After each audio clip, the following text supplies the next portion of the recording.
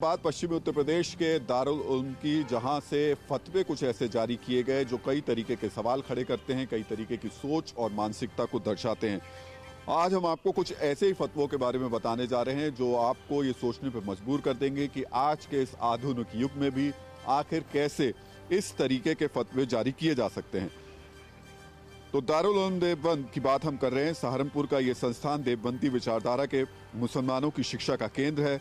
दारुल उलूम देवबंद की चर्चा उसके अच्छे कामकाज के लिए होनी चाहिए थी, लेकिन ये हर बार अपने विवादित फतवों के लिए चर्चा में रहता है।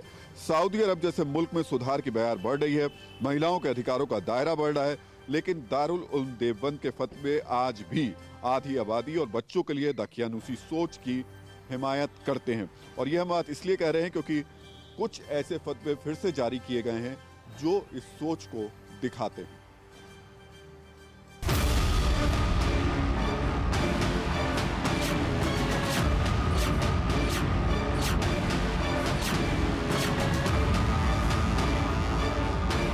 यूपी में चुनावी संग्राम के बीच अपनी दकियानूसी सोच को लेकर दारुल उलूम फिर विवादों में। एक बार फिर मजहबी रूढ़िवादी फतवों को लेकर दारुल उलूम की आधुनिकता विरोधी सोच सवालों के कटघरे में।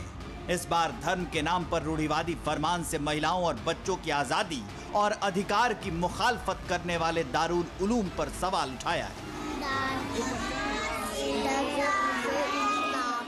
इस बार धर्म के नाम पर रूढ़िवादी फरमान से महिलाओं और बच्चों की आजादी और अधिकार की मुखालफत करने वाले दारुल उलूम पर सवाल उठाया है राष्ट्रीय बाल अधिकार संरक्षण आयोग ने। इस बार मुद्दा बच्चों और लड़कियों के अधिकारों का है। एक शख्स की शिकायत के बाद राष्ट्रीय बाल अधिकार संरक्षण आयोग ने दारुल उलूम की वेबसाइट की जांच की तो सनसनीखेज तथ्य सामने आए।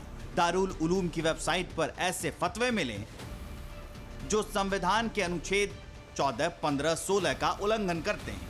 मतलब बच्चों की सुरक्षा और बराबरी संबंधित कानूनों का उल्लंघन करते हैं। Right to education, adoption law और संपत्ति के अधिकार का भी उल्लंघन करते हैं। ये फतवे जेंडर जस्टिस के खिलाफ हैं, समानता के अधिकार के भी खिलाफ हैं।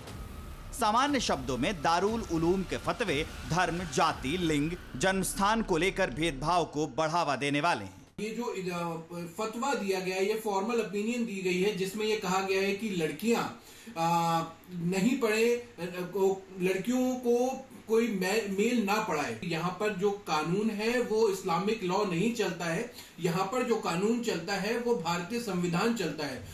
दारुल उलूम की वेबसाइट पर संविधान विरोधी और कानून विरोधी फतवों की भरमार है। इन कानून विरोधी फतवों में से कुछ नए हैं तो कुछ पुराने, इसलिए कार्रवाई पर सवाल उठाए जा रहे हैं। पूछा जा रहा है कि आखिर एनसीपीसीआर को दारुल उलूम के फतवों में चुनाव के समय में ही खोट क्यों दिखी। दारुल उलूम आज से नहीं है और दारुल उलूम की वेबसाइट भी आज से नहीं है कि आज ही बनी है, नई ताज़ी है। और एक चीज़ और मैं क्लियर कर दूं कि ये जो फतवाज होते हैं दारुल उलूम के, ये किसी न किसी सवाल के जवाब में बताया जाता है कि कुरान और हदीस की रोशनी में इसका जवाब ये है। जवान बच्ची को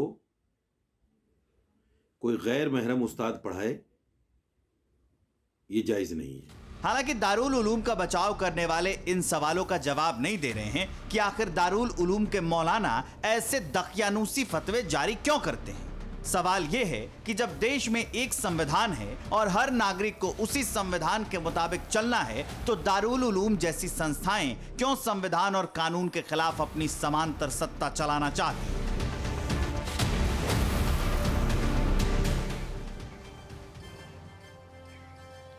और अब आपको एक दिलचस्प खबर बताते हैं। कोरोना ने इस बार विधानसभा चुनाव में उतरे उम्मीदवारों के खर्च में अपनी हिस्सेदारी पहले से ही तय करा दी है। जी हां, इस बार चुनाव आयोग ने भले ही उम्मीदवारों की खर्चे की सीमा को बढ़ा दिया हो, लेकिन उसके बावजूद इस बार उम्मीदवारों को कोरोना की मद में भी ठीक ठाक पैसा खर्च करना पड़ेगा। कैसे, इस रिपोर्ट के जरिए समझते हैं।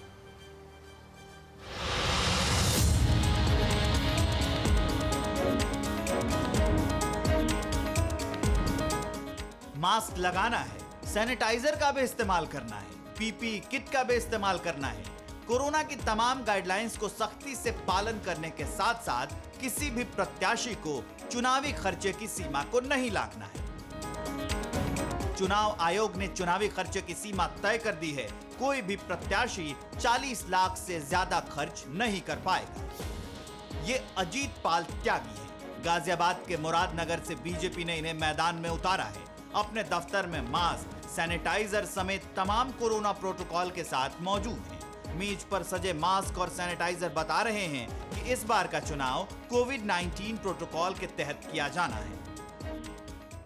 भारतीय जनता पार्टी एक अनुशासित पार्टी है और इसका कार्यकर्ता भी बहुत ही अनुशासित है और उसी अनुशासन के अंदर कोरोना गाइडलाइन का जो चुनाव आयोग के निर्देश हैं उनका पूर्ण रूप से पालन भारतीय जनता पार्टी के कार्यकर्ता द्वारा किया जाए। 40 लाख का जो खर्चा है, मुझे उम्मीद है क्योंकि कार्यकर्ता का मनोबल इतना बढ़ा हुआ है, हम उस खर्चे से बहुत कम खर्चे में अपने चुनाव को पूर्ण कर लेंगे। प्रत्याशी चाहे किसी पार्टी के हों, कोविड प्रोटोकॉल का पालन करना अनिवार्य है। गाजियाबाद के साहिबाबाद से समाजवादी पार्टी के प्रत्याशी अमरपाल शर्मा खुद मानते हैं कि ये अतिरिक्त बोझ है क्योंकि बजट फिक्स है और कोरोना को लेकर खर्च ज्यादा है। इतना ही नहीं, हर चीज का रेट चुनाव आयोग की ओर से तय है। 2 रुपये जिस तरीके से मास्क के रेट रखे हुए हैं, 18 रुपये सैनिटाइजेशन का रेट है, 300 रुपये पीपी किट का रेट है, तो हमारा सबसे पहला प्रयास होगा कि हम सबसे पहले कोविड से जनता को भी बचाएं और अपने आप भी बचाएं। चुनाव आयोग सख्ती से हर कैंडिडेट के चुनावी खर्चे पर नजर रख रहा है और कोरोना गाइडलाइंस का उल्लंघन ना हो इसकी भी चेकिंग हो रही है। लिहाजा कोरोना काल में पाबंदियों के बीच चुनाव का ये अंदाज बिल्कुल अलग और नया है। परवाह देश की, सोमवार से शुक्रवार रात 10 बजे TV9 भारतवर्ष पर।